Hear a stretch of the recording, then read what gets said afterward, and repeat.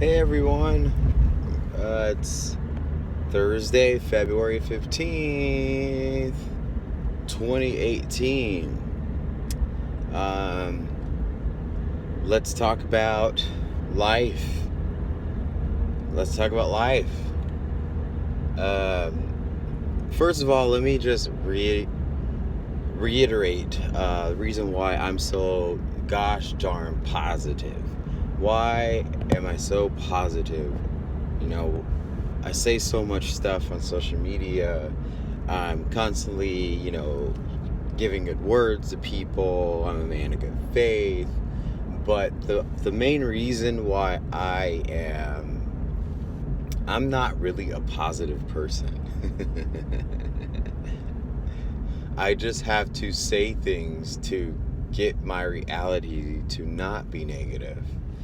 I have to always look forward to the things that there are uncertain things in our future, but I don't want to ever create the negative and have to walk through it.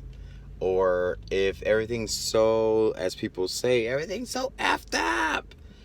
So to not have an effed up environment, I always try to speak some positivity around me. My career atmosphere is positive. My relationship with my parents are constantly positive.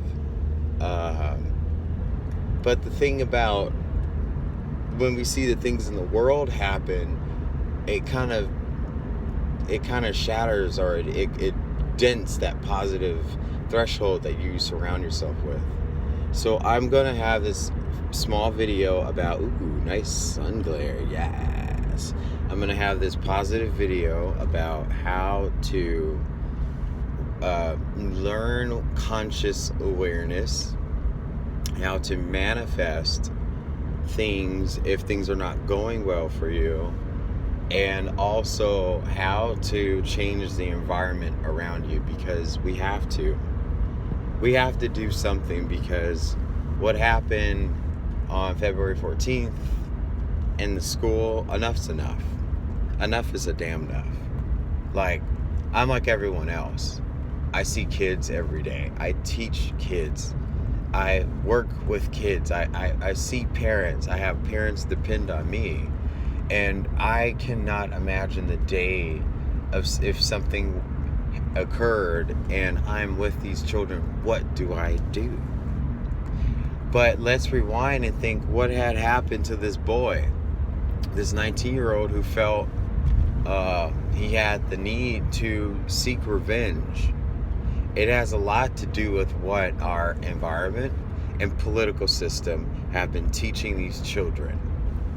We've been creating war against each other for a very long time, or now we're starting to condition even the youth, like the youngest person that can access anything is now taking weapons to school.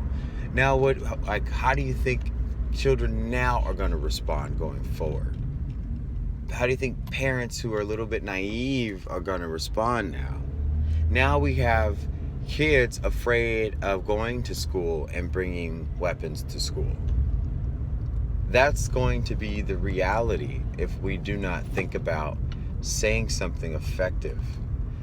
We're going to have parents who say, you know what, my child is good, but I'm going to teach my child how to defend themselves and blah, blah, blah. This is what happened with the 12-year-old 2 weeks ago. It's just like there is a problem, and we have to nip it in the bud. We have to acknowledge the truth. The truth hurts. And the truth is, we're going to see more school shootings. I hate to speak it to existence. I don't want that to happen. But after what happened yesterday, and the 17 kids, 18, I believe, or 15 were injured, 17 were accounted for being killed. This is bad. This is really bad. So let's go back to consciousness. So if something bad were to happen, what do? Do you just you curse out loud, and then you say, oh, I hate it when people do this, and you start running your mouth?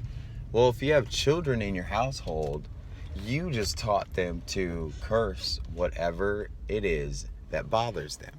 So if it's you, for an example, that is making them feel a certain way, then they're going to say, I'm not listening to you. You are a blah, blah, blah, blah, blah, blah, blah, blah. They'll recite with what you told them. So I have this book. I'm going to share this with everybody. And it's in my car because everything's in my car right now. I'll explain that later. Here is my book. I won't tell you the title of it, but this is my book, my journal. And I write to, a lot of people have their faith in God. Some people are more free will, so they say the universe, the creator. There's other denominations, the Heavenly Father, Gandhi, Mahatma Gandhi, Allah, Buddha. All of those are great. I don't care what denomination it is. It is seeking something above yourself, right? So if we can kind of sort of say the universe, for example, if that's your safe word, it's okay. It's something. It's better than not having anything. Okay. So this book that I have, it's writing to whomever and whatever I assume is looking down. A lot of us are aware of a higher self. So I think my higher self, who I don't really know, or what is it? I write my book so whatever is up there can at least know my feelings on a daily basis. So I journal writing to the higher self or whoever the entities that be are. Or even like if something happens to me, God forbid, my parents know where my mind was. All my sanity goes into my book. All of my ways of understanding everything in the crazy way that I understand it goes in my book. So that's consciousness. When I see something happen, I'm thinking, ooh, my conscious awareness needs to not respond to that, how the things come out and are projected. I cannot recite what has just happened. So yesterday, I didn't go, oh no, another dumbass just went to a school, because then I'm creating a cycle for life, the creator of which I believe in, to create another chain. Thus, my reality will see that chain. So, thus, I have to say something positive in the midst of being upset in order to throw a fish line that's positive to attract more fish to that bait. If that makes any sense. So think of all the world's issues and circumstances as the ocean. And then the fish are basically what responds to your fishing line. Your fishing line is what you feel, how you think. What are you doing to the world? How are you being a part of the world? How are you attributing to something in the world? So if that fishing line has no bait, then guess what? Let's use that metaphor. It means that your consciousness is not doing anything. And a lot of times we chastise against people who sit on the couch and smoke weed all day. Yes, that is you. You are the fishing line without bait. So you're not doing anything at all. And trying to have a revolution for legalized marijuana, those are distractions. Those are plant traps. Those trap people from thinking ahead of themselves. It stops you from attracting what is right. Because if something is on a ballot to be legal, I mean, it's obviously going to happen. So why would you want more and more distractions and feedback on a topic that already got voted on last season? Get it together, people. So going forward, okay, so now I want things to go my way, right? Or I want things to go better for me. Because I know for me personally, I go through a lot of stuff. So I write in this book. I'll put a date and a time of which I'm requesting. Like, I want, if some money can come through by Friday, I can't do that if, because you might get a post-dated check. So you would say $100 by Friday, February 16, 2018. And you just put $100. And then you put Friday's date and the time that you think you want it. And then see if that will attract itself to your reality. Once you see that happens, it actually happens. I do it all the time. But I'm very mindful and cautious of what to request because my higher self is watching. And then my higher self, God, Creator, Christ, the Virgin Mary, whatever you guys have to say, they give you different moral compasses, moral lessons that acquire rewards too. So if your reality is about give and receive without taking, then yeah, you have to learn those different avenues of receiving what is on your heart, what is on your heart's desire, what is your request, what is your need. But then sometimes you got to do things and rewards come about, blessings come back. This is a long video. I'm gonna try to wrap it up very soon. Okay, so we're writing in our book about positive things. Instead of I'm tired of these school shootings happening, I'm tired of drama, I'm tired of fighting with my mom, I'm tired of not having a home or whatnot. Write in your book, I see myself X, Y, and Z.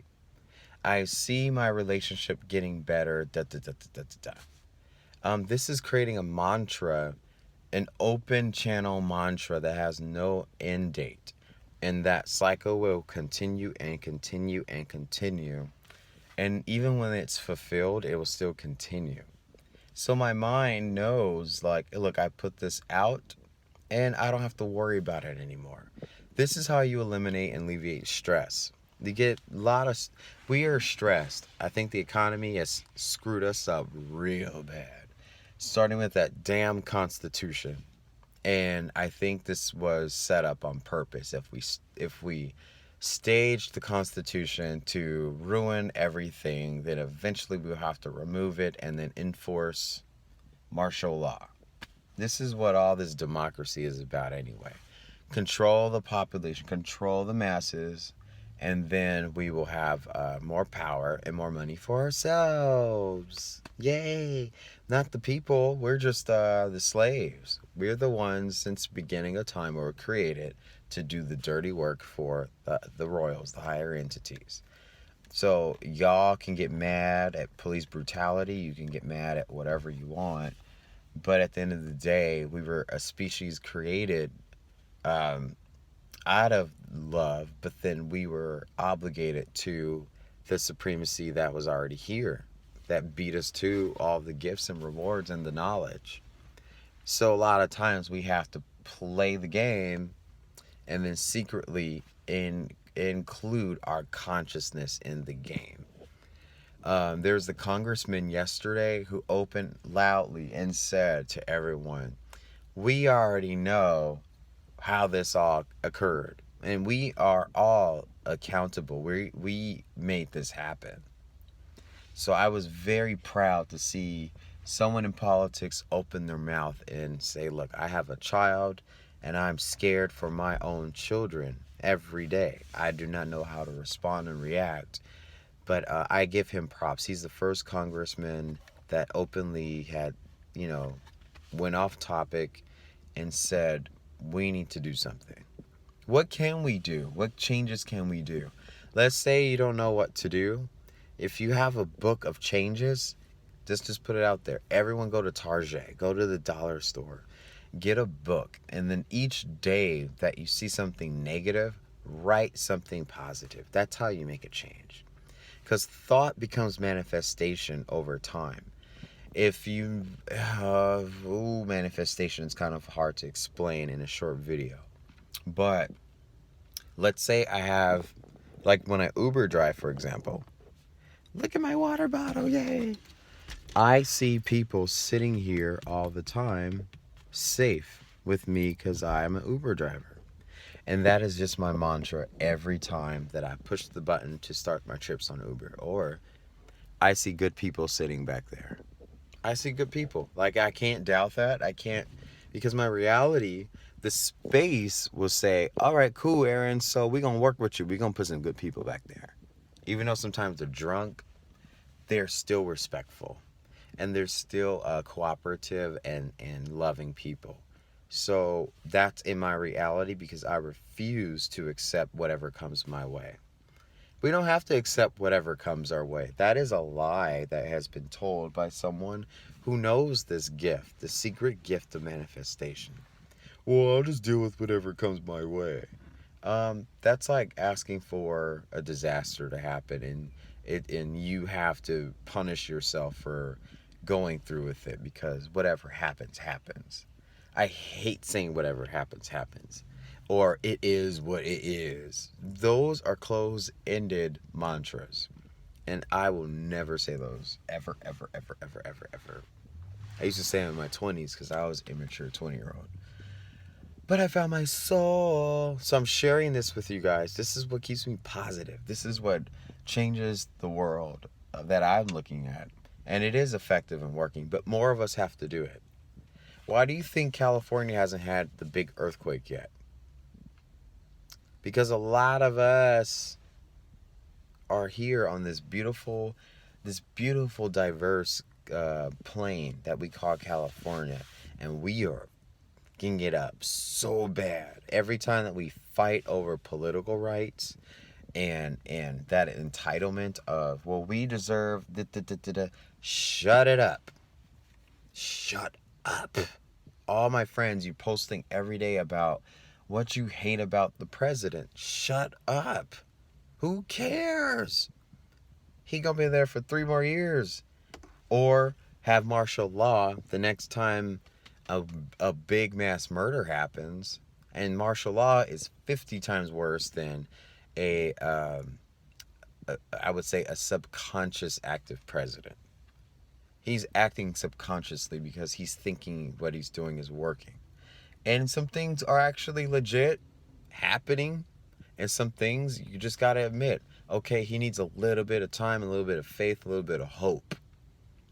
We're not doing that. That's why you guys keep getting mad and pissed off, because every time he does something, you are reciting how stupid that is. So then you're part of the problem. Because you're not making a change. You're making a similarity, a setback. It's the same thing all the time, and you're holding the world back. California will have a disaster if people do not start changing their minds. How do you think these third world countries go through so much calamity and they bounce back? Because they've been through it, honey. They've already seen the worst stuff. Or they'll get a tsunami, a wave, or bad weather, but then they know how to mantra that stuff away.